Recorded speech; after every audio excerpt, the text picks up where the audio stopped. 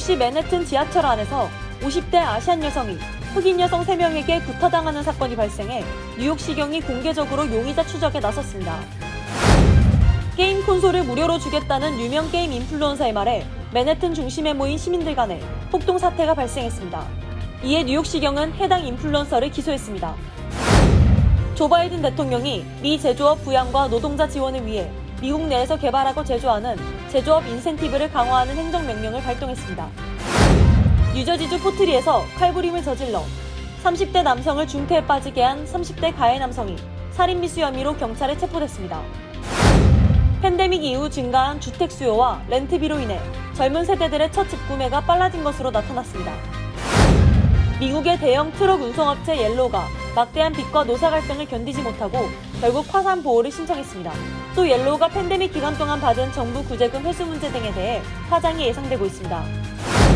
미국의 초중고가 사이버 공격을 받는 사례가 증가하자 조 바이든 행정부가 보안 강화를 위해 2억 달러 상당을 투자하기로 했습니다.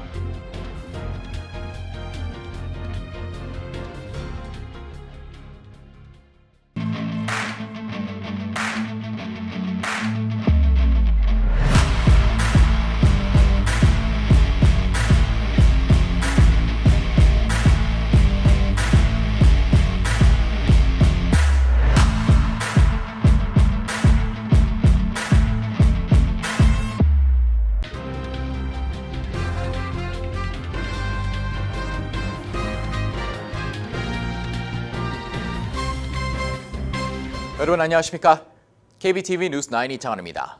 지난주 뉴욕시 지하철 열차 안에서 10대로 추정되는 흑인 여성들이 아시안 일가족을 조롱하고 구타하는 사건이 발생해 뉴욕시경이 혐오 범죄로 규정하고 가해자 공개 수배에 나섰습니다. 오늘의 첫 번째 소식 강정민 기자가 전해드립니다. 지난주 한 아시안 여성이 뉴욕시 맨해튼 지하철 안에서 혐오 범죄로 인해 구타당하는 모습이 소셜미디어를 통해 빠르게 확산하며 논란이 되고 있습니다. 뉴욕시경에 따르면 51세 아시안 여성 피해자는 지난 목요일 저녁 8시경 남쪽 방면으로 향하던 F열차 웨스트 4번가 지하철역에서 3명의 여성들로부터 폭행을 당했습니다. 3명의 가해자 가운데 1명은 피해 여성에게 아시안 혐오 발언을 쏟아냈고 피해 여성의 머리채를 잡고 바닥에 짓누르고 머리를 구타한 것으로 조사 결과 드러났습니다. 이번 사건으로 인해 50대 아시안 여성은 머리에 타박상과 함께 부종이 생겼습니다. 현장에서 촬영된 영상에는 10대로 보이는 3명의 흑인 여성들이 지하철 열차 내에서 아시안 가족 맞은편에 앉아 이들을 조롱하며 삿대질했습니다. 아시안 일가족을 모욕하는 장면을 같은 열차 내에 탑승 중이던 20대 중국계 여성 조안나 린이 촬영하는 것을 눈치챈 가해자 일당은 녹화 중인 린에게 다가가 그녀 역시 폭행하고 머리채를 잡은 뒤 바닥에 내팽겨치는 등 폭력을 이어갔습니다. 11살 난 쌍둥이 딸과 함께 탑승 중이던 50대 아시안 여성 수영 씨가 촬영 중이던 20대 아시안 여성이 폭행당하는 것을 보고 저지하기 위해 개입하자 가해자들은 수영 씨도 폭행하기 시작했습니다. 열차 안에 있던 승객들이 이들을 저지하는 장면과 가해자들의 장면은 고스란히 영상에 녹화됐습니다.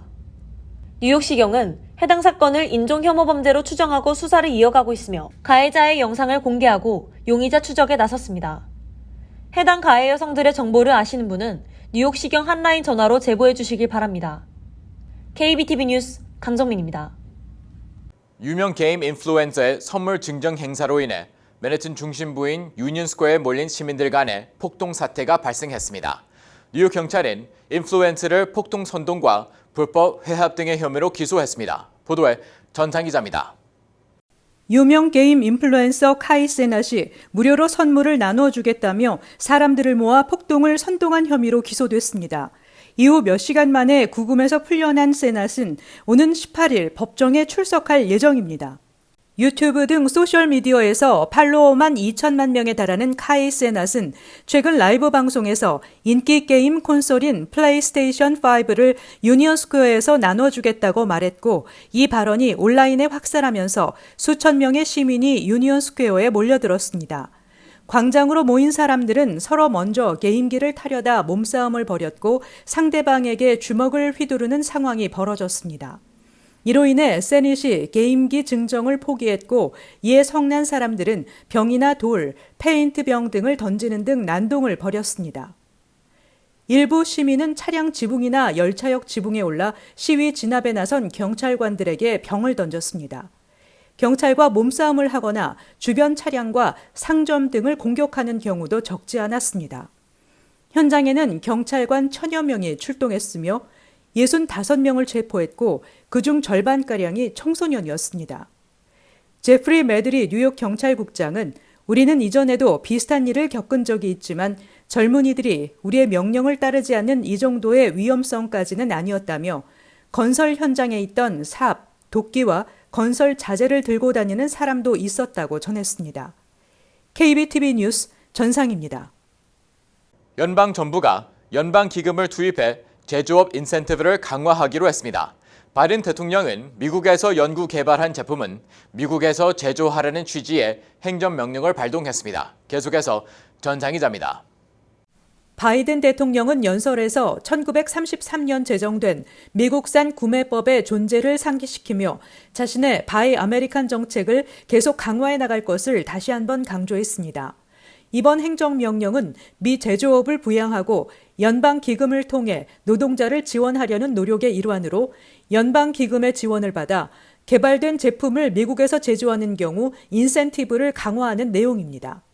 또 연방기관이 국내 제조 요건을 확대할지 여부를 결정할 때 경제적 및 국가 안보 이익을 고려하도록 하고 상무부가 미국 내 제조 요건의 면제 절차를 개발하도록 규정하고 있습니다. 이와 함께 첨단 기술 분야에서 중국에 대한 추가 제재를 최종 검토하는 등 제조업 부활과 중국 견제 정책 기조를 더욱 강화하고 있습니다.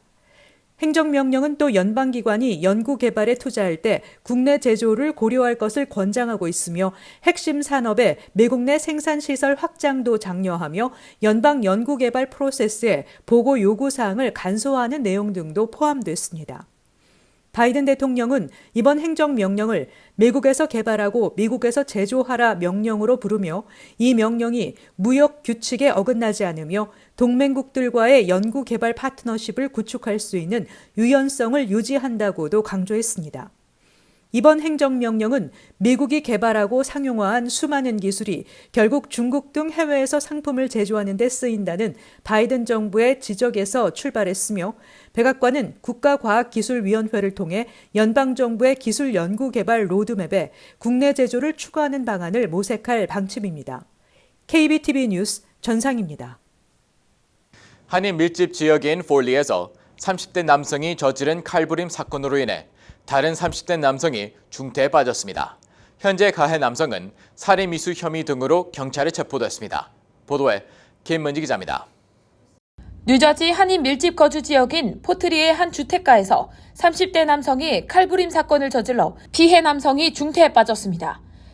포트리 경찰서는 지난 5일 토요일 오전 2시 47분경 포트리 제롬에비뉴에 위치한 주택에서 37세 남성 프레디 피나가 다른 35세 남성을 칼로 찌르는 사건이 발생했다고 밝혔습니다.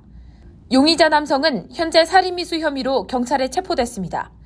피해 남성은 복부에 심한 자상을 입고 인근 병원으로 이송됐으며 중태에 빠져 치료를 받았습니다. 현재는 병원에서 안정을 취하고 있는 상태로 생명에는 지장이 없을 것으로 보입니다. 칼부림 사건 후 얼마 지나지 않아 포트리 거주 중인 37세 가해 남성 프레디 피나는 스스로 경찰서를 찾아 자수한 것으로 전해집니다. 현재 그는 살인미수 및 불법 무기 소지 등의 혐의로 체포됐습니다. 수사당국은 아직까지 가해 남성과 피해 남성의 관계 및 칼부림 배경에 대해 공개하지 않고 있는 상태로 수사가 계속 진행 중인 상황입니다. KBTV 뉴스 김은지입니다. 젊은 세대의 첫 집 구매 속도가 빨라진 것으로 나타났습니다. 이는 팬데믹 이후 주택 수요가 급증하면서 렌트가 폭등해 임대난이 일어난 원인으로 분석됩니다. 전장 기자의 보도입니다. 센서스국 통계에 따르면 최근 5년 사이 전국 주택 소유율이 증가했으며 특히 35세 미만 주택 소유율은 4.5% 증가하는 등 타 연령에 비해 가장 높은 증가율을 보였습니다. 또 부동산 정보업체 렌트카페의 최근 보고서에 따르면 밀레니얼 세대 주택 소유자는 지난 5년 사이 710만 명 증가했고 이 중 52%가 주택을 소유하고 있는 것으로 드러났습니다. 뉴욕시의 젊은 세대도 렌트 구하기에서 집 구매로 눈을 돌리고 있습니다. 렌트가 고공행진하면서 몰게지 페이먼트와 가격이 비슷해졌고 렌트 매물을 구하기 어려운 상황에 매년 새로 이사갈 곳을 찾는 부담이 커지며 일찍부터 집 구매를 고려하게 됐다는 분석입니다.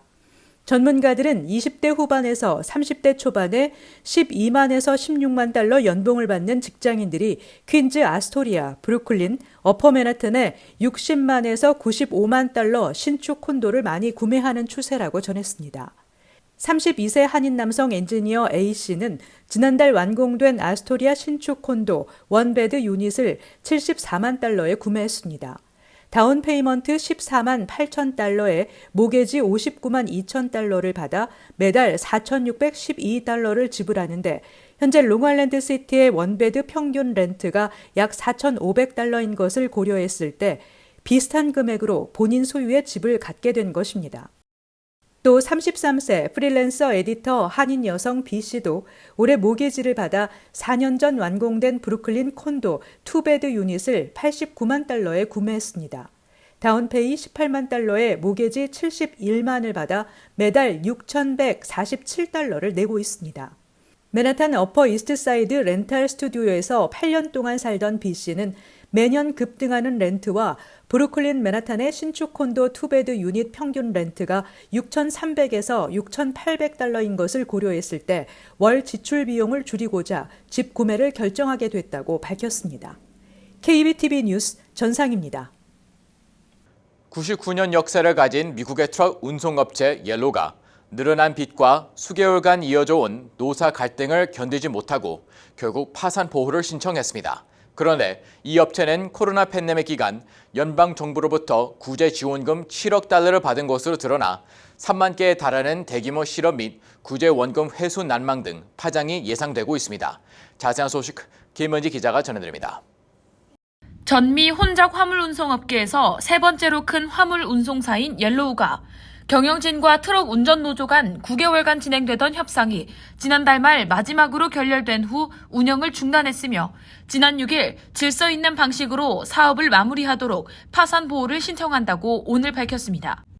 99년 역사 옐로우의 몰락으로 약 3만 개의 일자리가 사라지고 국가적인 공급망 전반에 상당한 교란과 차질을 초래하게 될 것이라는 우려가 제기되고 있습니다. 옐로우는 지난달 30일부터 운영을 중단하고 직원들에게 해고 통보를 한 상태이며 오늘 오전 뉴욕 증시에서 옐로우의 주가는 파산 보호 신청 소식에 전장 대비 37% 이상 폭락 중입니다. 옐로우의 파산은 업계 내에서는 일시적 운송료 상승을 촉발할 수 있을 것으로 우려되고 있으며 정치권에서는 코로나 팬데믹 기간 정부가 기업에 준 구제금 회수 문제로 논쟁이 격화되고 있습니다. 사명 변경 전까지 YRC 월드와이드라는 이름을 가졌던 옐로우는 지난 2020년 도널드 트럼프 전 대통령 재임 시절 팬데믹이 정점에 이르러 경제가 마비되고 일감이 떨어지자 군사기지에 물품을 배송하기 때문에 사업이 국가 안보에 중요하다는 이유로 7억 달러의 대출을 정부로부터 받아 연명했습니다. 올해 3월 말까지 옐로우의 미결제 부채는 연방정부에 대한 약 7억 3천만 달러를 포함해 15억 달러에 달하며 옐로우는 대출에 대한 이자로 약 6,600만 달러를 지불했지만 내년 만기가 도래하는 대출 원금 중 230만 달러만 상환한 상태입니다. 연방정부는 대출의 대가로 지분 30%를 인수했지만 이젠 휴지 조각 신세가 돼버렸습니다.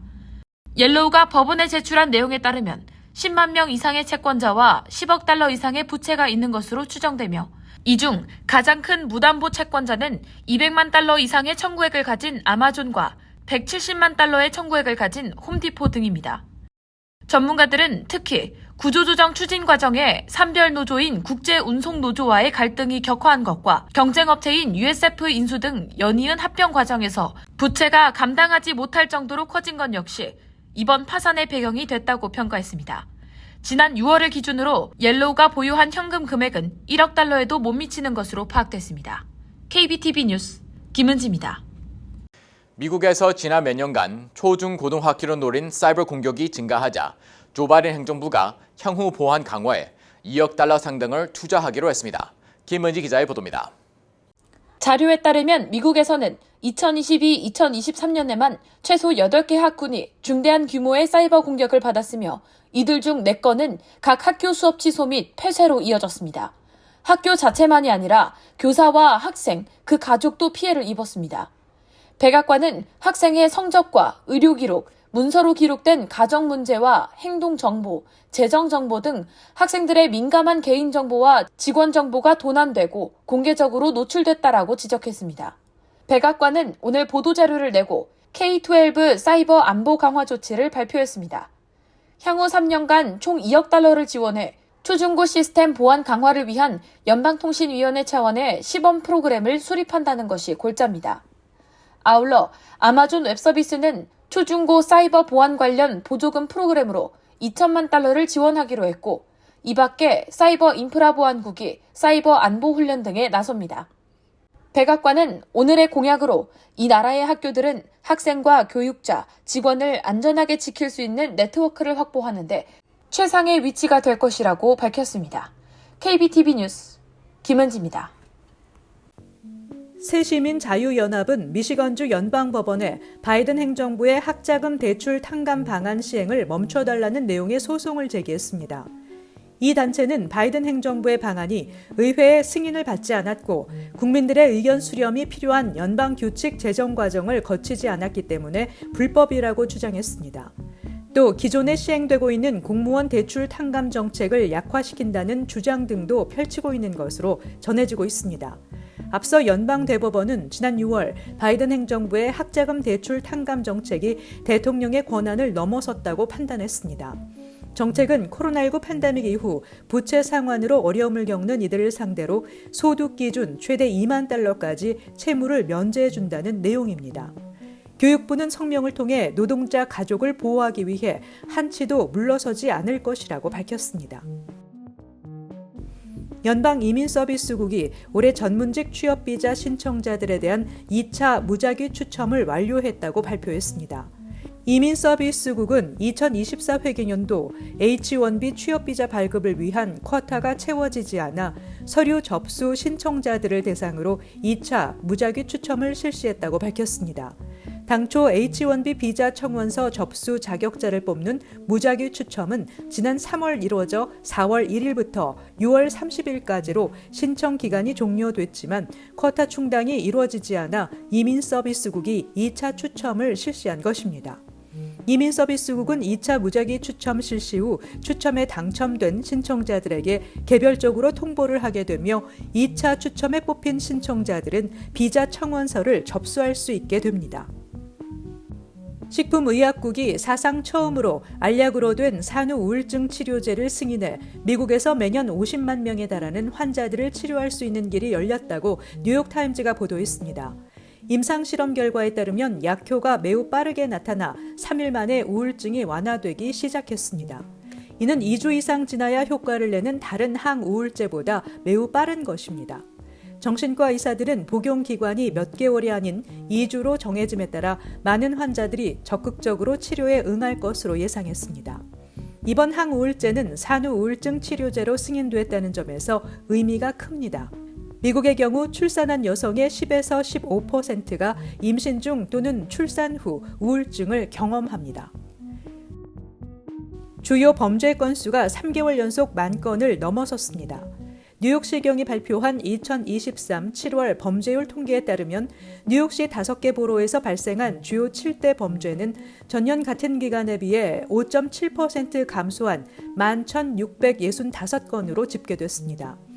지난 5월 이후 3개월 만에 10,000선을 넘긴 것으로 특히 7월의 경우 지난해 9월 이후 10개월 만에 처음으로 다시 11,000선을 넘겼습니다. 지난달 뉴욕시 주요 7대 범죄를 유형별로 살펴보면 자동차 절도가 1,493건으로 전년 같은 기간에 비해 18.5% 증가해 가장 큰 증가율을 기록했습니다. 이어서 폭행이 0.4% 증가해 뒤를 이었고 반면 살인은 33건에서 51건으로 35.3% 감소해 가장 큰 감소율을 기록했습니다. 잠시 후 커뮤니티 브리핑을 전해드립니다.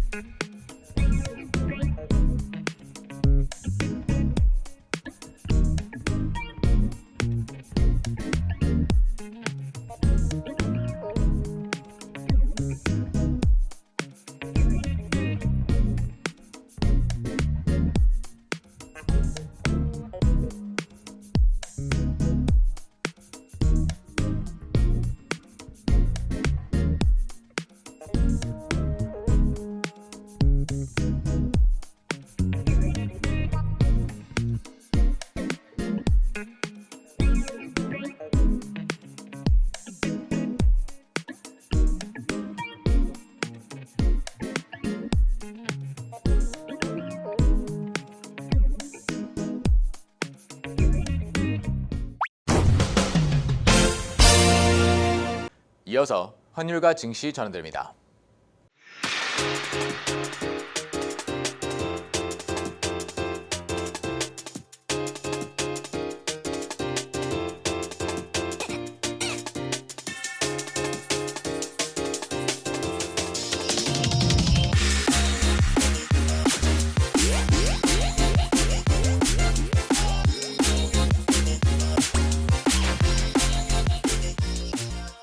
잠시 후 뉴욕과 뉴저지 날씨 전해드립니다.